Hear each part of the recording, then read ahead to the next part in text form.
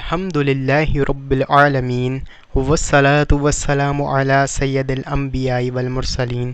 السلام علیکم۔ قرآن پاک صحیح مخارج کے ساتھ پڑھنے کے لیے کہیں ابتدائی قاعدے موجود ہیں، جیسے مدنی قاعدہ، نورانی قاعدہ، اقرا قاعدہ، رحمانی قاعدہ وغیرہ ہیں۔ معزز خواتین و حضرات اور پیارے بچوں، آپ کو مدنی قاعدہ سب سے پہلے اس لیے شروع کروایا ہے کہ یہ قاعدہ دوسرے قاعدوں کی بنسبت آسان ہے، پر انشاءاللہ ہم مدنی قاعدے کو مکمل کرنے کے بعد آپ کے لیے دوسرے قاعدے بھی پیش کریں گے۔ آج کا ہمارا سبق نمبر 1 حروف مفردات ہے۔ مدنی قاعدے میں آپ کو سب سے پہلے قواعد دیے جاتے ہیں تاکہ آپ ان قواعد کو پڑھنے کے بعد، سمجھنے کے بعد اور یاد کرنے کے بعد سبق کو بآسانی سمجھ پائیں۔ سبق نمبر 1 میں ہمیں 5 قواعد دیے گئے ہیں جن کی بدولت ہم نیچے دیے ہوئی مشق کو بآسانی سمجھ پائیں گے۔ تو آئیں سب سے پہلے قواعد کو پڑھتے ہیں اور پھر ان کو سمجھتے ہیں اور پھر نیچے سبق کی مشق کریں گے۔ قواعد نمبر 1، حروف مفردات یعنی حروف تہجی 29 ہیں۔ حروف مفردات یعنی حروف تہجی کس کو کہتے ہیں؟ قرآن شریف میں الف سے لے کے یا تک یہ 29 حروف ہیں جنہیں حروف مفردات بھی کہا جاتا ہے اور حروف تہجی بھی کہا جاتا ہے۔ قواعد نمبر 2 ہے ہمارے پاس، حروف مفردات کو تجوید و قرات کے مطابق عربی لہجے میں ادا کریں۔ اردو تلفظ سے پرہیز کریں، یعنی بے، تے، سے، ہے، ہوئے، توئے، زوئے وغیرہ ہرگز نہ پڑھیں، بلکہ با، تا، سا، ہا، خو، تو، زو پڑھیں۔ آپ کو یہاں یہ بات سمجھانا چاہ رہے ہیں کہ یہ عربی کی الف بے ہے، اس لیے اس کو پڑھنے کا انداز بھی الگ ہے، جبکہ ہم اردو میں الف بے پڑھتے ہیں، اس کا پڑھنے کا انداز الگ ہوتا ہے۔ تو چلائیں قواعد نمبر 3۔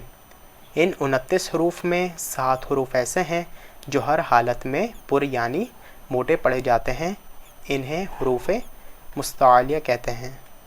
ٹھیک ہے، یہ آپ کو سمجھانے چاہ رہے ہیں کہ ان 29 حروف میں 7 حروف ایسے ہیں جو ہر حالت میں موٹے پڑھے جاتے ہیں، اور وہ یہ ہیں: خ، صاد، ضاد، طو، ظ، غین، قاف۔ تو یہ 7 حروف ہو گئے ہیں، ان کا مجموعہ خسو دغتن قد ہے۔ قواعد نمبر 4 ہے ہمارے پاس، ہونٹوں سے صرف 4 حروف ادا ہوتے ہیں: با، فا، میم، واو۔ ان کے علاوہ باقی حروف پر ہونٹ نہ ہلنے دیں۔ قواعد نمبر 5، ان 3 حروف زا، سین، صاد کو ادا کرتے وقت سیٹی کی طرح تیز آواز نکلتی ہے، اس لیے ان حروف کو حروف صفیریہ یعنی سیٹی والے حروف کہتے ہیں۔ اب انشاءاللہ ہم مشق کو شروع کریں گے، اس سے پہلے کچھ ضروری چیزیں ہیں جو آپ لوگ کے لیے جاننا ضروری ہیں۔ جب ہم الف با تا سا پڑھتے ہیں تو ان میں با تا سا جو ہے یہ ایک الف کھینچتے ہیں، جبکہ اس کے بامقابل جیم ہو گیا، دال ہو گیا، زال ہو گیا، یہ 5 الف کھینچتے ہیں۔ تو یہ آپ کو پتہ کیسے چلے گا کہ کون سے 5 الف ہیں اور کون سے ایک الف ہیں؟ تو اس کی پہچان یہ ہے کہ یہاں آپ دیکھیں جیم جو ہے ہجوں کے لیے لکھا ہوا بھی ہے اور اس پر ایک مد ٹلی بھی ہے۔ یہ جو مد ہے، جن حرف پر یہ مد ہوگی اس کو 5 الف کھینچیں گے، ان کے علاوہ تمام حروف کو ایک الف کھینچیں گے، جبکہ الف اور حمزہ کو بالکل بھی نہیں کھینچیں گے۔ یہ بات مجھے امید ہے کہ آپ لوگوں کو سمجھ آ گئی ہوگی۔ اچھا، باقی جو اسکرین پر آپ دیکھ رہے ہیں آسمانی رنگ کے حرف لکھے ہوئے ہیں، یہ حروف مستعلیہ کے حرف ہیں جو میں نے ابھی اوپر آپ کو قواعد میں سمجھائے ہیں۔ جہاں بھی آپ دیکھیں گے ان کو پر یعنی موٹا پڑھیں گے۔ ایک الف کی مقدار کیا ہے؟ ایک الف کی مقدار یہ ہے کہ آپ شہادت کی انگلی کو بند کریں اور پھر آہستہ سے اس کو کھولیں گے تو یہ ایک انگلی کی مقدار کمپلیٹ ہوگی۔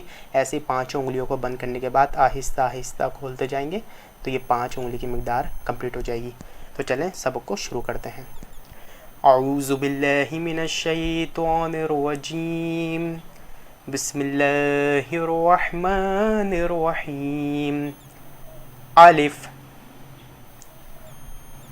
با، تا، سا، جیم، حا، خو۔ یہ حروف مستعلیہ کا حرف ہے، اس کو موٹا کر کے پڑھیں گے۔ دال ذال رو زم سین شین صاد ضاد طا ظا عین غین فا قاف کاف۔ عربی میں آپ کو 2 قاف دیے جاتے ہیں، یہ نقطوں والا قاف موٹا ہوتا ہے کیونکہ حروف مستعلیہ کا ہے، جبکہ یہ ڈنڈی والا قاف ہوتا ہے یہ پتلا پڑ جاتا ہے۔ لام میم نون